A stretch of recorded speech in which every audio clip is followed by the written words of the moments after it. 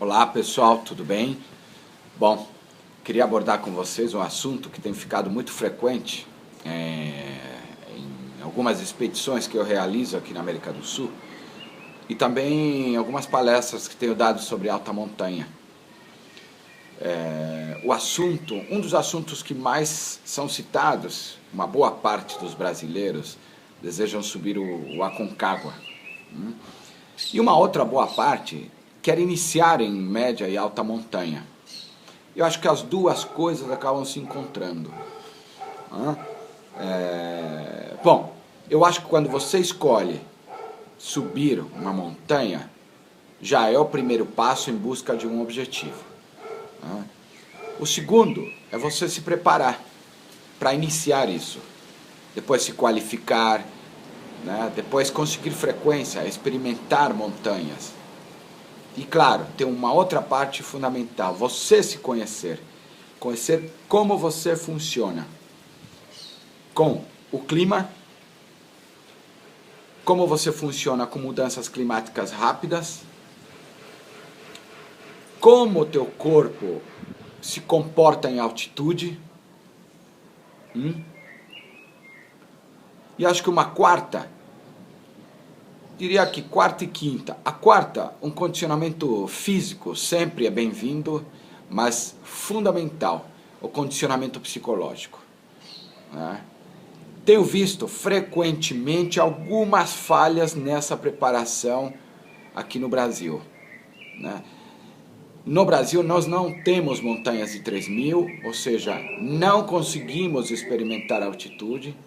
Nós não temos montanhas nevadas, eu não sei como lidar com o gelo, ou seja, o brasileiro não sabe lidar com esse tipo de terreno. Morrenas, características do lugar onde você escolheu ir. E neste caso estou citando a Aconcagua. Acho que uma falha crucial nesta preparação feita aqui no Brasil para algumas pessoas, elas só se preocupam com o físico. Não é só o físico.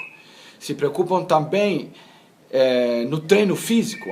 Vamos para montanhas altas, vamos para a Serra Fina, Serra dos Órgãos e já está pronto. Mero engano. Não vai dar certo. Ele auxilia, ele ajuda, mas não é preponderante. Ele não é um ponto fundamental.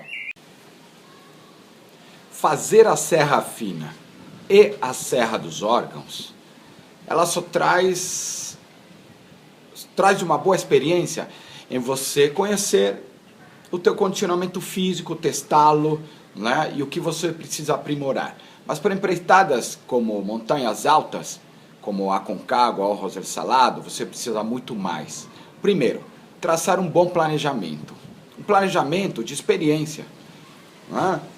Essa coisa de ir para a Aconcagua de cara, só com uma experiência no Brasil, não vou dizer que é impossível, mas é muito difícil você conseguir um cume no Aconcagua. Tem uma estatística que diz que de cada 10 pessoas, 2, máximo 3, chegam ao cume. Por quê? Bom, como eu já disse anteriormente, não é só aspecto físico e não é só aspecto de experiência. Quando você tem todos esses elementos, já experimentou a altitude, conhece seu corpo, conhece as mudanças climáticas, como você lida com isso? Como você lida numa nevasca? Você já dormiu com ventos acima de 60, 70 quilômetros? Já passou por vento branco? Bom, isso são coisas que acontecem em montanhas altas, principalmente no Aconcagua, onde o clima influenciado ali vem diretamente do Pacífico, toda essa região. Vem do sul também, mas um pouco menor. Ela recebe frontalmente do Pacífico as frentes frias. Bom, você já experimentou seu corpo em altitude, conhece, já está bem condicionado, tem um condicionamento psicológico estabilizado, sabe lidar com mudanças climáticas e sabe improvisar. Meu amigo, a partir disso, você já esteve em algumas montanhas, várias que eu digo pelo menos Experimente umas 3 montanhas antes de uma empreitada alta de 7.000 como a Aconcagua ou Roser Salado.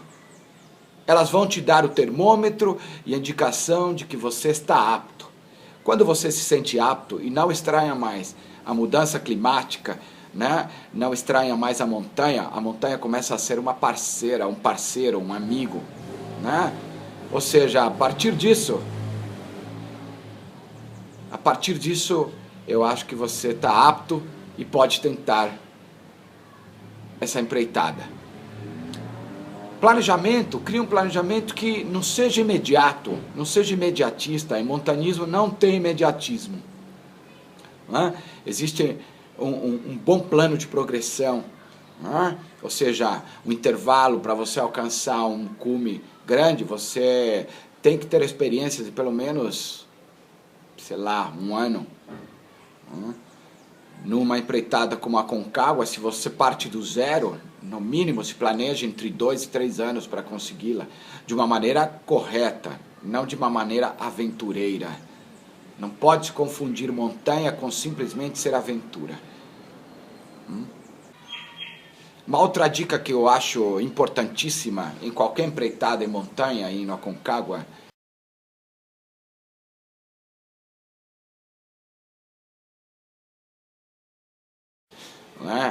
é alimentação, uma boa hidratação. Você precisa estar bem hidratado, você precisa estar bem alimentado. Isso faz parte do planejamento, né? E eu acho que um ponto fundamental nisso tudo, se você não tem autonomia, não se arrisque sozinho. Vá com um bom profissional, vá com um bom montanhista, ou vá com uma boa empresa. Conheça a empresa. Né? Hoje é muito difícil você não reconhecer um bom profissional, uma boa empresa em tal lugar. Né?